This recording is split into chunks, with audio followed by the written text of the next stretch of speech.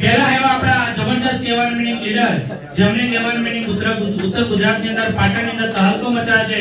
લગભગ મને એવું ખ્યાલ છે કે એમના મોઢે સાંભળીશું લગભગ 35 થી 40,000 પણ ઇન્કમ અર્નિંગ કરી છે અને 3 મિત્રો રિવોર્ડ પણ લીધા છે. એવા હસ્તીને આપણે બોલાવી રહ્યા છે તો જબરજસ્ત તાળી સાથે